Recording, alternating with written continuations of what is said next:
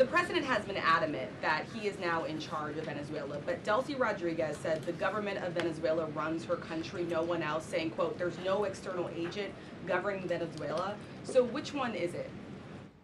Let me just be very clear. This is the first time that I've addressed Venezuela from the podium since being back and since the historic and incredibly successful military operation, law enforcement operation conducted by our United States military that you all saw and the world witnessed last week. The skill, the might of the United States military and our country under the leadership of this president is on full display to the rest of the world. And let's just set the record straight. There isn't another military in the world who could have pulled off this operation. There is not another president in the world or in our nation's history who had the courage to authorize such a mission. And I think the world has taken notice that America is truly back. With respect to Venezuela, the Trump administration, led by Secretary Rubio, the vice president, and the president's entire national security team, is in close correspondence with the interim authorities in Venezuela.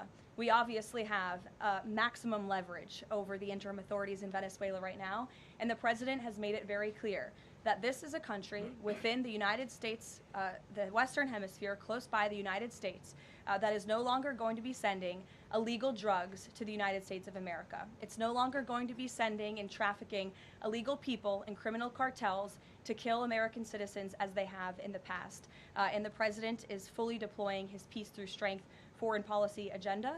So we're continuing to be in close coordination with the interim authorities, and their decisions are going to continue to be dictated by the United States of America. Just one follow-up when you talk about that leverage there. Has the Venezuelan government fully committed to turning over its oil to the United States indefinitely, and what happens if they do not?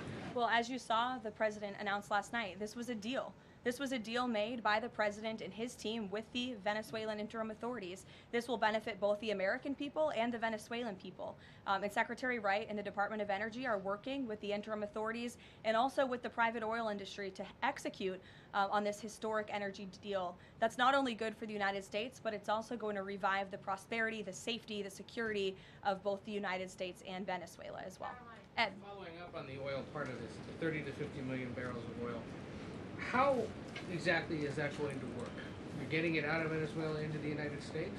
Yes. And then what? That's exactly right. So as you know, Ed, as the president announced last night, this was the sanctioned oil that was basically just sitting in barrels, sitting on ships because of the effective quarantine of the United States of America. And the interim authorities have agreed to release that oil to the United States, so it will be arriving here at home very soon.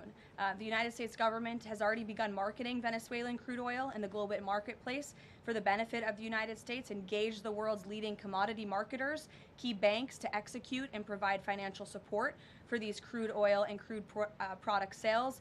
All proceeds from the sale of Venezuelan crude oil and products will first settle in U.S.-controlled accounts at globally recognized banks to guarantee the legitimacy and integrity of the ultimate distribution of proceeds, and those funds will be dispersed for the benefit of the American people and the Venezuelan people at the discretion of the United States government.